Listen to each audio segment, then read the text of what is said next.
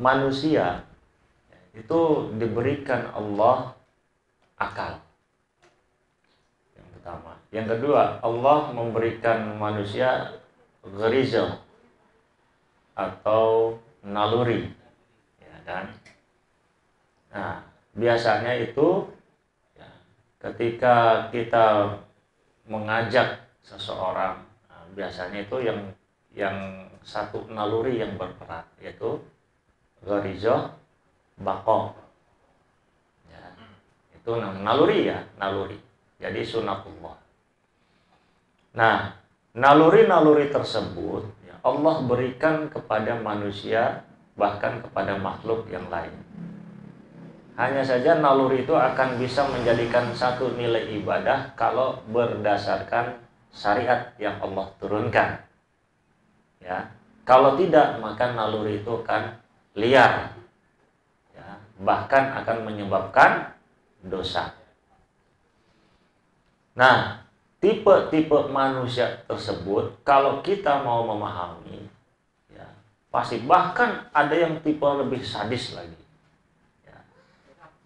Ngapain lu ngajak lagi, gue bacok lu. Nah, harus kita sadari, Rasulullah Shallallahu Alaihi Wasallam diutus ya oleh Allah Subhanahu Wa Taala untuk menghadapi karakter-karakter manusia, dari yang lembut bahkan yang sampai memiliki karakter kejam, sadis dan sebagainya. Kan gitu ya. Kalau seandainya boleh memilih, tentu akan memilih karakter atau tipe manusia yang air putih tadi. Kalau bisa memilih atau boleh memilih. Tapi ingat, itulah dakwah. Dakwah itu tidak mengenal pilihan segmentasi. Ah, saya mah mau nyari yang lembek-lembek aja. Nah, ada yang lembek-lembek, teh kotok, lembek. Ah, saya mah nggak mau yang keras-keras. Boleh, itu pilihan antum. Tapi ingat, yang namanya dakwah itu tidak mengenal siapapun. Kalangan itulah tugas kita untuk menyampaikan, mengajak dan sebagainya kepada kebenaran. Nah, yang harus kita pahami begini. Ada level ya, ketika kita mengajak orang yang tipe air putih, enteng, wah enak banget nih. Mohon maaf, mungkin level pahalanya 10. Kenapa? Karena mudah. Ketemu sama yang tipenya air teh. Ya, tadi itu menurut Kang Awi versinya. Bisa level pahalanya ketika berhasil naik jadi 100. Suatu saat ketemu dengan yang tipenya kopi, yang susah luar biasa, mungkin bahkan sudah tertutup mata hatinya untuk kebenaran. Ya. Tapi ingat, Allah janjikan ketika menemui itu akan mendapatkan pahala yang lebih besar. Artinya apa? Usaha yang kita lakukan di dalam mengajak atau berdakwah, semakin sulit itu pahalanya semakin besar. Nah, pilihan kita seharusnya bagi orang-orang yang pengen atau rakus terhadap amal kebaikan atau pahala, tentunya mencari pahala yang besar. Bukan yang ringan-ringan. Yang ringan mah sambilan saja. Sambilan 10.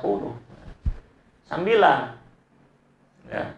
Atau iseng-iseng saja. Justru yang kita kejar adalah yang akan mendatangkan pahala yang lebih besar. Begitu. Ya. Wah, ini yang jenis kopi ini. Nah, ini makanan gua ini, begitu. Ya. Semakin sulit prosesnya, itu semakin besar Allah berikan pahalanya. Ya. Nah, disitulah tantangan kita.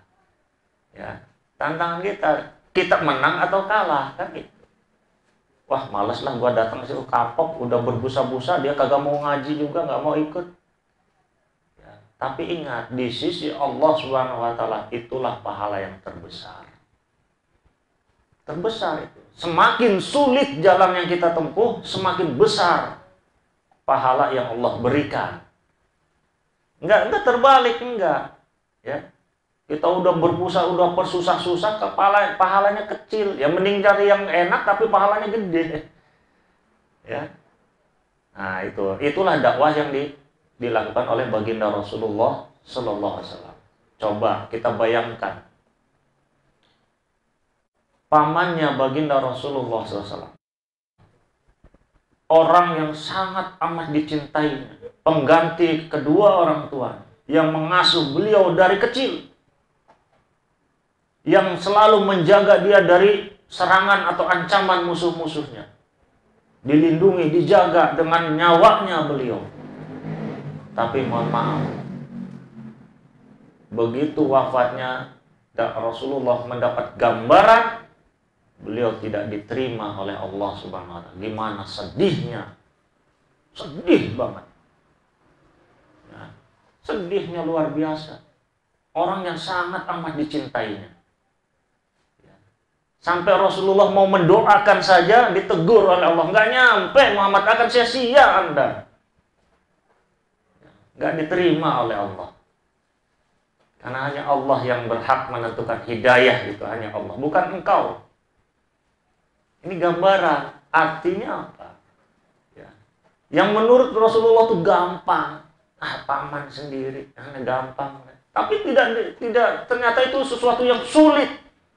Bahkan sampai ajalnya pun tidak diterima.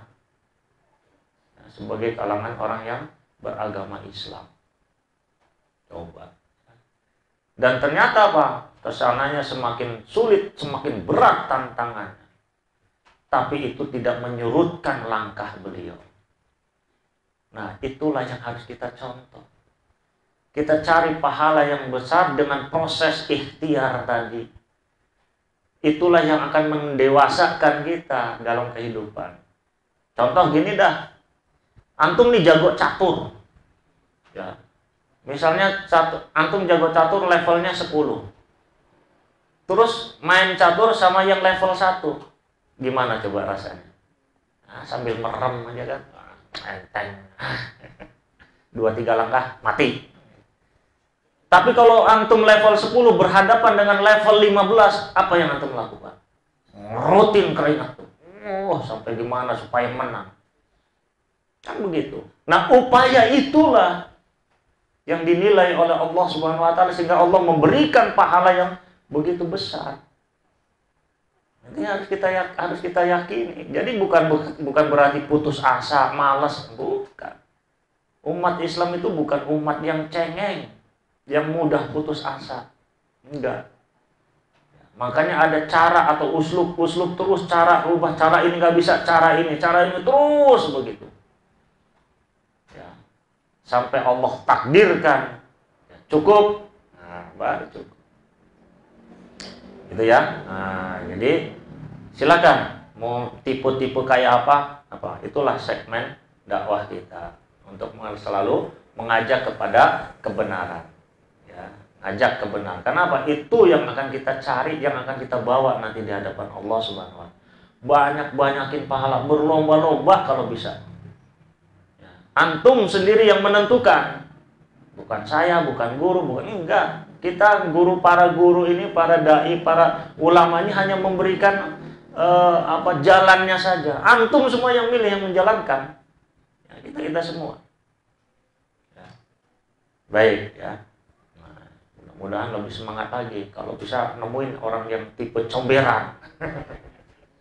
Sehingga lebih tantangannya itu lebih bagus lagi gitu ya. Allahu a'lam bishawab. Kemudian yang terakhir,